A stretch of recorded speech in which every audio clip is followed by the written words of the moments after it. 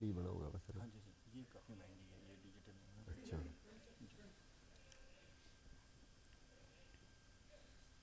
दर्शकों नमस्कार। क्षेत्रीय समाचार एकांश के इस विशेष कार्यक्रम मन की बात आप सभी का स्वागत है। आप सभी जानते हैं कि आज मन की बात कार्यक्रम का 100वां संस्करण था। ये कार्यक्रम अपने आप में ऐतिहासिक है, ये कार्यक्रम अपने आप में महत्वपूर्ण है।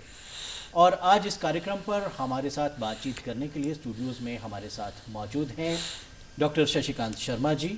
मैं डॉक्टर शशिकांत शर्मा जी का परिचय आपसे करवा दूं। डॉक्टर शशिकांत शर्मा वरिष्ठ पत्रकार हैं और हिमाचल प्रदेश विश्वविद्यालय में डिपार्टमेंट ऑफ जर्नलिज्म में प्रोफेसर के पद पर आसीन हैं। डॉक्टर साहब, आपका बहुत बहुत स्वागत। Thank you Ajay ji. जैसा हमने पहले कहा कि मन की बात कार्यक्रम अपने आप में महत्वपूर्ण है। ये कार्यक्रम 3 अक्टूबर 2014 को शुरू हुआ था। प्रधानमंत्री नरेंद्र मोदी ने इसकी शुरुआत की थी और आज इस कार्यक्रम का 100वां एपिसोड हम सभी के सामने प्रस्तुत हुआ। और इन सभी कार्यक्रमों में हमने देखा कि प्रधानमंत्री नरेंद्र मोदी अपने मन की बात की और कहना और भी प्रासंगिक हो जाती कार्यक्रम है। ये 22 भारतीय भाषाओं में, 29 बोलियों में और 11 विदेशी भाषाओं में जो है वो प्रसारित किया जाता है। ये बताता है कि ये कार्यक्रम कितना महत्वपूर्ण है।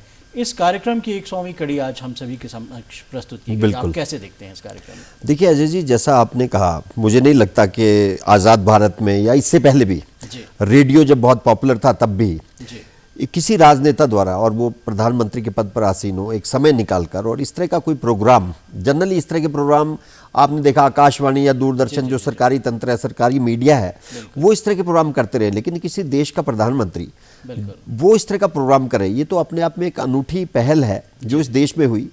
और जिस समय ये शुरू हुआ लोगों ने भी इसे लाइटली लिया और शायद प्रधानमंत्री जी को भी आभास नहीं था, जैसा उन्होंने खुद कुछ इंटरव्यूज में कहा, कितना लंबा चलेगा और लोग इसे पसंद भी करेंगे।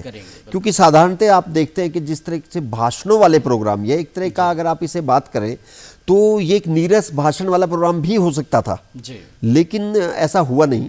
और इसके पीछे प्रधानमंत्री जी की जो एक इच्छा शक्ति थी इस प्रोग्राम को बनाने की, इस प्रोग्राम के जरिए आज भी उन्होंने एक बड़ी महत्वपूर्ण बात कही और वो बात बहुत ही महत्वपूर्ण लगी मुझे कि उन्होंने कहा कि जब तक मैं मुख्यमंत्री था गुजरात का, तो लोगों से मुख्यमंत्री के तौर पे मिलना जुलना रहता था और मुख्यमंत्री को बहुत मौके मिलते हैं कि वो लोगों के बीच जाए, आम लोगों से बात करे, स्कूल के बच्चों से बात करे, किसी भी व्यक्ति से बात कर सकता है मुख्यमंत्री। लेकिन जब प्रधानमंत्री या राष्ट्रपति के पद पर वो आसीन होता है, बड़े पद पर आसीन होता है, जो देश के सबसे बड़ा पद है, तो एक बहुत सारी बंदिशें उस पर लागू हो जाती है और वो चाहकर भी उस तरह का आचरण नहीं कर सकता, उस तरह का विचरण नहीं कर सकता कि लोगों के बीच जाए, लोगों से बात करे, या जिन लोगों से, तो उसका एक डायरेक्ट जो आप लिंक कहते हैं, जो संपर्क लोगों के साथ है, वो हमेशा कट जाता है और एक निर्भरता हो जाती है उनकी एक सरकारी तंत्र पे, जो उनके आस कोई भी सीधा लिंक नहीं रहता। तो आमतौर पर अगर आप देखें पूरी दुनिया में ये होता रहा है कि जितना, एक तो जितनी ऊपर जगह आदमी जाता है उतना ही लोनलीनेस उसको घेर लेती है, अकेलापन आ जाता है। उन्होंने कहा कि खालीपन महसूस होता है। और दूसरा जिसका इम्पैक्ट, ये तो उनके व्यक्तित्व पर पड़ता है, जो व्यक्ति उस जगह पर पहुंच जाता है। आचार्य देवव्रत जब राज्यपाल थे, उनकी एक बात मुझे कई बार याद आती है जो प्रधानमंत्री जी से जुड़ती है। वो कई बार कहते थे कि राज्यपाल बनने के बाद भी मुझे ऐसा लगता है कि मैं लोगों से टूटता हूँ, ये एक जेल में बंद हूँ राजभवन में। बस इस जेल में एक ही फर्क है कि जो दरवाजे में ताला लगा है वो बाहर से नहीं लगा हुआ, अंदर से लगा हुआ। तो यही बात प्रधानमंत्री आवास की अगर आप देखें, प्रधानमंत्री जाएंगे, औपचारिक तौर पर जाएंगे, लोगों से अपनी मर्जी से नहीं मिल पाएंगे, क्राउड भी एक सिलेक्टेड क्राउड होगा, तो बहुत सारी चीजें उसका एक जरिया उन्होंने ये ढूंढा कि वो संपर्क साध के रखें और अपने मन की बात डायरेक्ट लोगों से करें। मन की बात, ये जन जन की बात, बिल्कुल, क्योंकि इस कार्यक्रम में वो एक आम व्यक्ति से जुड़ी हुई बात करते हैं, आम व्यक्ति के हित की बात करते हैं, विभिन्न योजनाओं के बारे में उन्हें जानकारी देते हैं। हम इस कार्यक्रम के महत्व की बात कर रहे हैं तो यहाँ ये कह देना भी बहुत ज़रूरी होता है कि IIM रोहतक ने एक सर्वे करवाया और उस सर्वे के अनुसार लगभग 100 करोड़ भारतीय जो हैं इस कार्यक्रम को सुन चुके हैं और लगभग 23 करोड़ नियमित श्रोता हैं इस कार्यक्रम के। और ये भी कहा गया कि 92 से 96% जो भारतीय हैं उन्हें इस कार्यक्रम की जानकारी है। तो ये बहुत महत्वपूर्ण हो जाता है। अजय जी, जो आंकड़े आपने दिए, मैंने भी आंकड़े पढ़े थे और देखिए, अगर आप इन आंकड़ों पर गौर करें तो इस हिसाब से लगता है कि भाषा भी जो एक बैरियर था जी वो एक बैरियर नहीं है इस हिसाब से। जैसे आज भी आपने बिल्कुल, भाषाओं का जिक्र भी किया कि इसका हम भी इसकी होती रही और रेडियो इसको फटाफट करता है। प्रधानमंत्री जी ने भी धन्यवाद किया उन लोगों का जो बिल्कुल। इसका एकदम से अनुवाद करते हैं।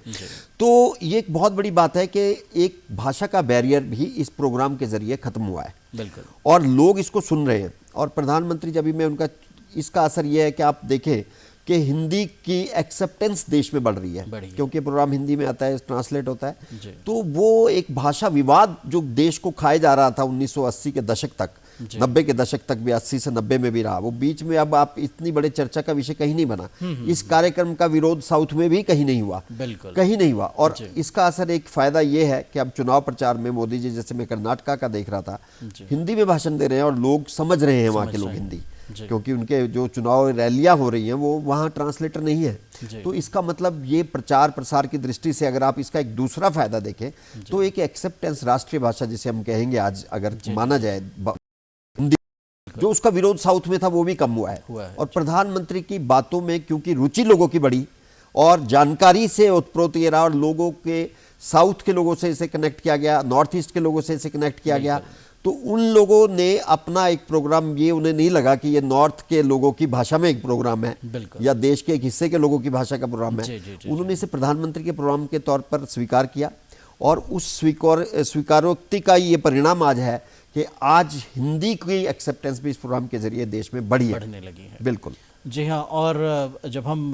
इस कार्यक्रम के महत्व की बात कर रहे हैं तो हमारे दर्शक ये भी जानते हैं कि कुछ विश्वविद्यालयों में ये कार्यक्रम शोध का विषय बन गया है। जैसे जामिया मिलिया की हम बात करें या माखनलाल चतुर्वेदी विश्वविद्यालय की बात करें तो वहाँ इस कार्यक्रम का कितना फायदा देश को हुआ है, इस विषय को लेकर अब शोध होने लगे हैं। देखिए अजय जी, सीधी सी बात है, आप मास कम्युनिकेशन के लोग हैं, हम लोग हैं, कम्युनिकेशन की जो फील्ड है उससे ये प्रोग्राम डायरेक्टली जुड़ा हुआ है। बिल्कुल। और अगर इस पे शोध होता है तो बड़ी इंटरेस्टिंग चीजें आएंगी। और इसमें शोध तो पहले, शोध का विषय तो ये है कि इस तरह के किसी कार्यक्रम को नीरसता से बाहर लाकर रुचिकर कैसे बनाया जा सकता है और किस तरह से उसे लोगों तक पहुंचाया जा सकता है। क्योंकि आमतौर पर जैसा मैंने पहले कहा कि इस तरह के प्रोग्राम में क्योंकि एंटरटेनमेंट नहीं है, बिल्कुल, तो आप एक प्रधानमंत्री के भाषण को किस तरह से लोग सुन सकते हैं? लोग नहीं सुनते भाषण, किसी भी नेता का भाषण सुनना पसंद नहीं करते। 100 महीनों से सुन रहे हैं। तो आप अगर सुन रहे हो तो इसमें जो कंटेंट है, आप उस कंटेंट का जो खेल है वो आप देखिए कि कैसे उसको रुचिकर बनाया। इसमें 3-4 इसके फैक्टर जो बड़े इंपॉर्टेंट है। नंबर 1 तो इसका सबसे बड़ा फैक्टर है इसका जो कंटेंट, मेन कंटेंट है जो प्रधानमंत्री की तरफ से है। सेकंड कंटेंट जो इसका फीडबैक है, जो कि आप जिनसे बात कर रहे हो उनका जो कंटेंट है वो जो आ रहा है वो प्रधानमंत्री के लिए भी नया है। बिल्कुल। जैसे girl child, save girl child वाली बात आ जाए, कितने लोग हैं जिनकी बेटियां हैं, वो खुश होकर उन्होंने सेल्फी डाली, उसके बाद वो प्रमोट हुआ प्रोग्राम और एक सामाजिक कार्य उससे हुआ, एक सामाजिक सोशल इशू को उन्होंने उस पर स्ट्रेस किया। दूसरे उदाहरण आप देखिए, एक कोई भी कह रहा है कि उसका व्यापार चल निकला, जब मन की बात में आए बहुत सारे लोग उससे जुड़े। तो जहां एक तरफ जैसे आपने बात किया जी, बिल्कुल आपने ठीक कहा, इस तरह के प्रोग्राम शोध का विषय इसलिए है कि कम्युनिकेशन ही नहीं है ये, बेसिकली ये डबल वे कम्युनिकेशन है, जबकि रेडियो को आमतौर पर माना जाता है कि वन वे कम्युनिकेशन। तो रेडियो के जरिए या टीवी के जरिए आपने उसे 2 वे कम्युनिकेशन में बदला और सफलतापूर्वक एक ऐसा मॉडल के तौर पर आपके सामने आया जो मॉडल आज से पहले कहीं था ही नहीं। इस तरह का मॉडल कोई नहीं था। और आप इसका एक और पक्ष देखें कि एक तो शोध इस बात पर है कि ये किस तरह से ये प्रोग्राम लोगों में लोकप्रिय हुआ, किस तरह से ये क्या कारण रहे कि ये प्रोग्राम लोगों ने पसंद किया, इसके क्या इसके पीछे छुपे। दूसरा मुझे लगता है कि जो पहली बार मुझे लगता है कि किसी देश की पॉलिसी प्रोग्राम्स को बनाने में सबसे महत्वपूर्ण रोल या सबसे ज़्यादा माइंड जो है, सबसे ज़्यादा जो ब्रेन, वो प्रधानमंत्री का इस्तेमाल होता है। आप मानते हैं इस बात को? क्योंकि प्रधानमंत्री के कहने पे चीज़ें एकदम से चलती हैं। जब देश का प्रधानमंत्री सीधे तौर पर देश के लोगों की समस्याओं से, देश के लोगों की आवश्यकताओं से और देश में क्या हो रहा है उन चीज़ों से जुड़ जाए, तो आप उसका इम्पैक्ट, डायरेक्ट इम्पैक्ट देश की पॉलिसी एंड प्रोग्राम्स पे देखेंगे। जी हाँ। और हम देखते हैं जब कार्यक्रम ये प्रस्तुत करते हैं प्रधानमंत्री, तो ऐसे नहीं लगता कि वो कोई भाषण दे रहे हैं। बिल्कुल। वो बहुत सहजता के साथ ऐसा लगता है जैसे वो हमसे बतिया रहे हैं, देश की जनता से बतिया रहे हैं। और जब हम आज 100वें एपिसोड की बात कर रहे हैं तो मैं फिर से कहना चाहूँगा कि हमें 3 अक्टूबर 2014 का स्मरण हो आता है, जब ये इसका पहला एपिसोड हम सभी के सामने प्रस्तुत किया गया था। प्रधानमंत्री मोदी ने, क्योंकि ये 3 अक्टूबर को ये एपिसोड आया था, तो उन्होंने कहा कि पिछले कल हमने गांधी जयंती मनाई है, और उन्होंने गांधी जी को स्मरण करते हुए कहा कि गांधी जी जो थे वो खादी के पक्षधर थे। तो उन्होंने जनता से एक अपील की, वो आम अपील थी कि हम सब लोग अपने वस्त्रों पे बहुत पैसा खर्च करते हैं। अगर हम सभी हिंदुस्तानी 135-140 करोड़ हिंदुस्तानी एक एक वस्त्र भी खादी का पहने, तो वो खादी के वस्त्र तैयार करने वालों की आर्थिकी के लिए बहुत अच्छा होगा। और धीरे धीरे लोगों ने उनकी इस बात को माना और खादी के जो वस्त्र थे वो बिकने लगे, और खादी में काम करने वाले जो आम जन थे उनकी आर्थिकी में बहुत, तो ये एक बहुत, जिसे कहते हैं, एक बहुत सहजता से की गई अपील थी जिसका बहुत फर्क पड़ा। देखिए, आप भारतीय हैं, मैं भी भारतीय हूँ, सभी भारतीय हैं। जिस तरह की अपील अगर प्रधानमंत्री के स्तर से होगी और जिसमें करने में कोई दिक्कत नहीं है, तो आम लोगों पर उसका प्रभाव पड़ेगा, एक जागरूकता लोगों में आएगी। जुड़ा हुआ एक छोटा एग्जाम्पल और मन की बात का आपके सामने आएगा, अगर आप ध्यान दें। उन्होंने एक बात आज भी जिक्र किया कि मैंने एक मन की बात में उल्लेख किया कि हमें जो छोटे मोटे दुकानदार हैं जो अपनी रोजी रोटी के लिए दुकानदारी करते हैं, उनसे मोल भाव मत करें, बार्गेनिंग ना करें। बिल्कुल। वो रेट अगर 2 रुपए ज़्यादा भी आपसे ले रहा है तो आप ये समझ लीजिए कि वो महंगा दे रहा है, लेकिन उसकी मदद आप कर रहे हैं। ये बहुत बड़ी बात है। अगर आप इस माइंडसेट को अपना लें तो हमारे जैसे और आप जैसे लोग, हमें कोई ज़्यादा फर्क नहीं पड़ेगा। अगर हम सब्जी वाला जो सड़क पे बैठ के सब्जी बेच रहा है या गाँव से लेके दूध लेके आपके पास आ रहा है, अगर हम उससे मोल भाव करते हैं, उसको 5 रुपए कम करवा लेते हैं, हमें फिर भी कोई ज़्यादा फर्क नहीं पड़ेगा, लेकिन उस व्यक्ति को फर्क पड़ेगा अगर आप उसको 5 रुपए ज़्यादा देते हो, 10 रुपए ज़्यादा देते हो। तो ये एटीट्यूड डेवलप करना देश के लोगों के मन में बहुत बड़ी बात है, और इसका कोई किसी की जेब पे ज़्यादा असर नहीं पड़ेगा। जो दे सकता है वो देगा, और डायरेक्ट किसान को और दुकानदार को अगर इसका फायदा मिलेगा तो वो लोग मजबूत होकर व्यापार को चला पाएंगे। इस स्तर से जब ये छोटी छोटी बातें आती के बारे में सोचना, एक आम व्यक्ति के नज़रिए से सोचना, और आज प्रधानमंत्री महोदय ने खुद इस बात का जिक्र किया, और हम सभी ने भी जितने भी एपिसोड हमारे सामने आए हैं उनको जब हमने सुना तो हमने ये पाया कि बहुत सहजता से की गई बातें जो है वो जन आंदोलन के रूप में बिल्कुल खड़ी हुई। चाहे वो खादी के वस्त्र खरीदने के लिए की गई अपील थी, चाहे वो बेटी बचाओ बेटी पढ़ाओ का जिक्र था, चाहे वो स्वच्छ भारत का जिक्र था, चाहे आज़ादी के अमृत महोत्सव की बात थी, ये सभी जन आंदोलन बने। अजय जी, देखिए क्यों बनते हैं ये जन आंदोलन, और सहजता से ये बात कैसे हो पाती है, इसके 2 कारण मैं आपको बताता हूँ। मैं व्यक्तिगत तौर पर मोदी जी के साथ रहा हूँ, जब वो हिमाचल में थे, मैं पत्रकार के तौर पर उनके साथ काफ़ी लंबा समय मैंने बिताया, और जो मेरी उनके बारे में, मतलब आप कहें मेरी जो ऑब्जर्वेशन है, मैं आपको बताता हूँ, तो उससे ये दोनों बातें क्लियर होंगी जो आपने कही। जन आंदोलन कैसे बनता है और सहजता कैसे आती है, वो एक एक्सपीरियंस की बात बताता रहे। और जब वो यहाँ थे, धूमल जी की सरकार थी, वो यहाँ के भाजपा के प्रभारी थे, इंचार्ज थे। उन्होंने एक चीज़ नोटिस करी कि यहाँ की सबसे बड़ी दिक्कत है कि यहाँ हर आदमी तबादले के लिए भागता है। तो उन्होंने, जब वो प्रभारी थे, मैंने एक बार का किस्सा मैं आपको सुनाता हूँ जो उनसे जुड़ा हुआ है। कॉफ़ी हाउस में, इंडियन कॉफ़ी हाउस में शिमला में वो बैठे हुए थे। अक्सर शाम को वो कॉफ़ी पीने आते थे, बैठते थे, कुछ पत्रकार आ जाते थे या बीजेपी के लोग आ जाते थे।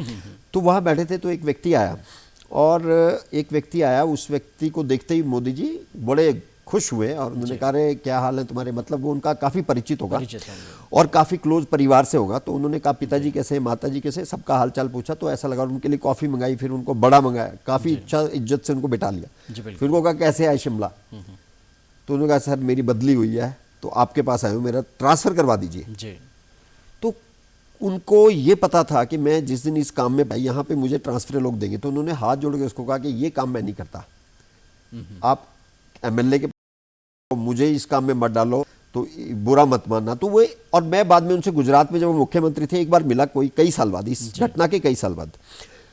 तो उन्होंने जब वो गुजरात सचिवालय में बुलाया और उन्होंने मुझसे पहला सवाल पूछा कि आपको हिमाचल के सचिवालय में और गुजरात के सचिवालय में क्या अंतर नजर आया।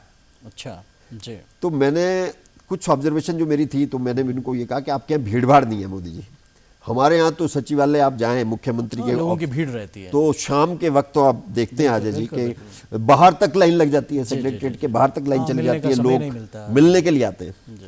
तो मैंने कहा मेरी एक ऑब्जर्वेशन तो यह है कि आपके यहाँ भीड़ है ही नहीं।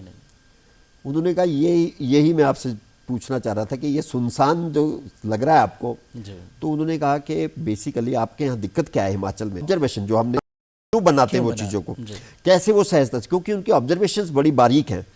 उन्होंने कहा हिमाचल की दिक्कत एक है कि वहां कोई भी मुख्यमंत्री हो, बेशक वो कांग्रेस का हो, बेशक वो भाजपा का हो, वो मुख्यमंत्री चपरासी का तबादला भी अपने हाथ से करता है।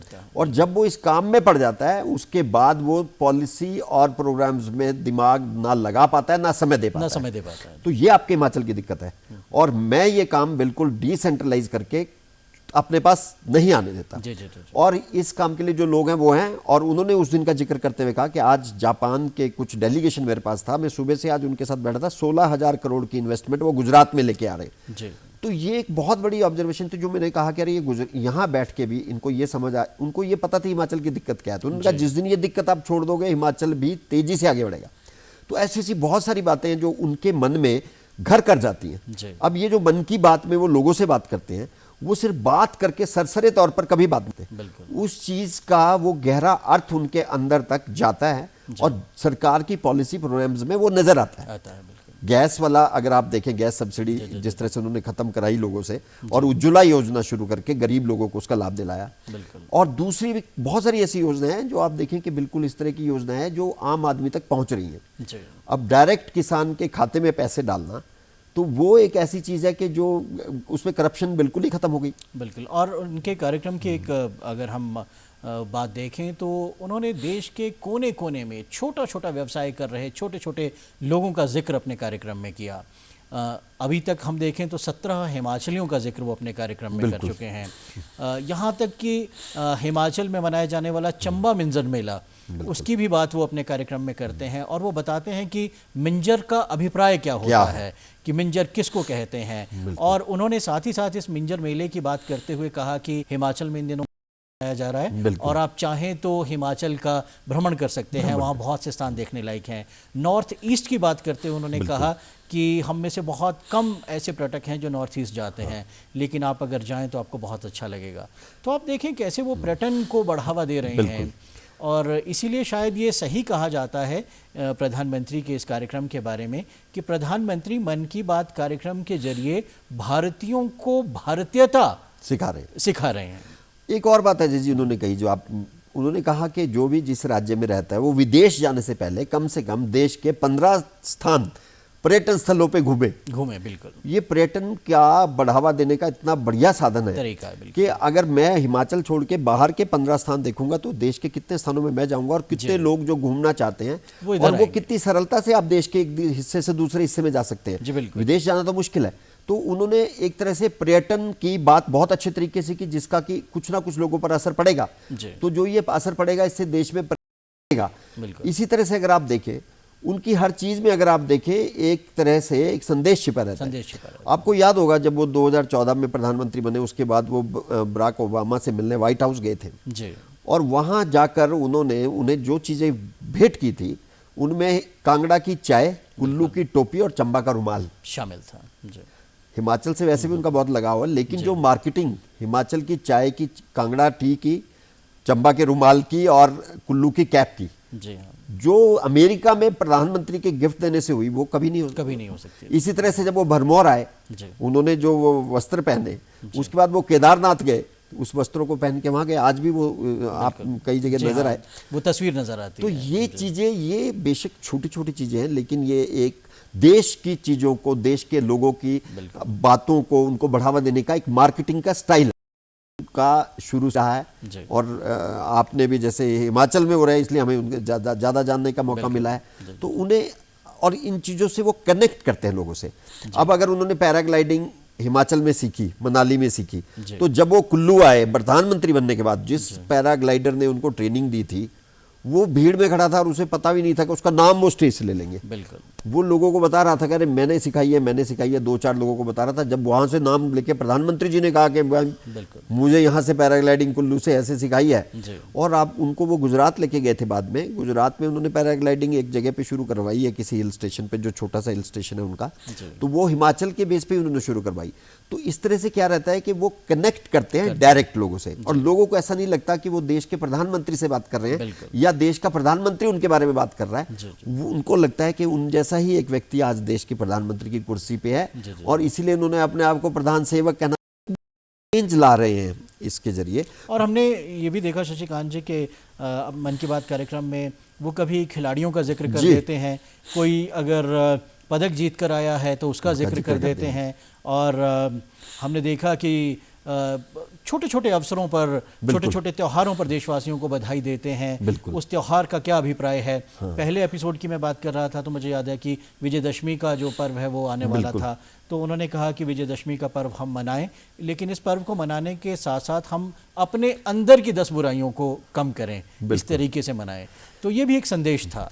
आज उन्होंने एक और बात की, उन्होंने कहा कि एजुकेशन और हमारे कल्चरल हेरिटेज, 2 चीज़ें उन्होंने जिस पे जोर दिया। उन्होंने कहा कि ये देश के लिए सबसे ज़्यादा प्रमुख है। तो जो बात आपने कही अजय जी, एक्चुअल में, और इसका सिर्फ अगर आप कंसेप्ट देखें, ये सिर्फ मन की बात के लिए एक भाषण देने की बात नहीं है। उनका मानना ये है कि जब आप अपने कल्चर पे, अपने संस्कृति पे, मतलब अपनी संस्कृति पे, अपनी भाषा पे, अपने विरासत पे आप गर्व महसूस नहीं करेंगे, तब तक आप दुनिया के किसी कोने में चले जाओ, आप में एक इन्फीरियरिटी कॉम्प्लेक्स रहेगा, हीन भावना रहेगी, क्योंकि आपको लगेगा ये लोग मुझसे ज़्यादा सभ्य हैं, ये लोग मुझसे ज़्यादा पढ़े लिखे हैं, या लोग मुझसे ज़्यादा नॉलेजेबल हैं।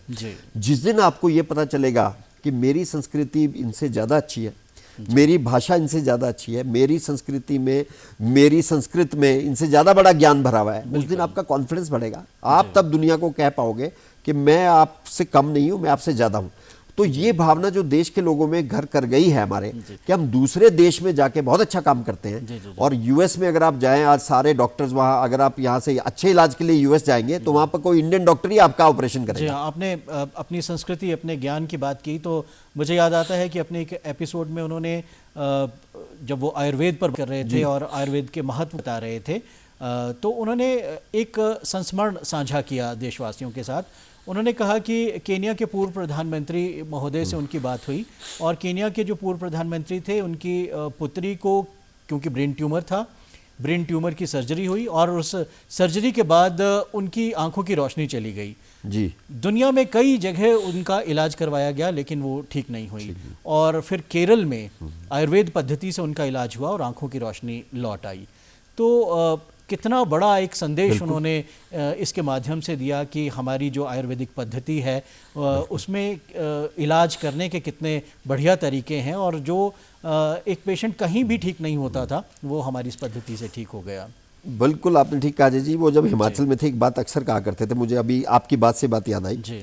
वो हंसते थे, वो कहते थे कि हमारी दिक्कत क्या है कि हम आयुर्वेदा को कब अपनाएंगे, जब वो आयुर्वेदा होगा जी, ये लग जाएगा, जब वो बाहर जाएगा, पश्चिमी देश उसको मानेंगे, वहां लोग मानेंगे, फिर उसके बाद वो आयुर्वेदा होगा, फिर हमें लगेगा कि इसकी वैल्यू ज्यादा है। योग का जब योगा हो जाएगा तो हमारे लिए वो योग महत्वपूर्ण हो जाएगा। क्योंकि बातें इतनी ज्यादा हैं और समय कम है, मैं एक ज़रूरी बात की तरफ आना चाहूँगा। अपने तीसरे इस कार्यक्रम के संस्करण में उन्होंने युवाओं को एक संदेश दिया था। उन्होंने देखा कि युवाओं में नशे का प्रचलन बहुत ज़्यादा बढ़ रहा है, तो उन्होंने युवाओं से ऐसे अपील की जैसे घर का कोई बुजुर्ग अपना कोई बड़ा अपील करता है। उन्होंने कहा आप इस नशे के अंधकार में मत जाएं, और उन्होंने कहा कि हम नशा जब करते हैं तो हम अपने जीवन के साथ नहीं खेलते, अपने पूरे परिवार, अपने पूरे समाज, देश के साथ खेलते हैं।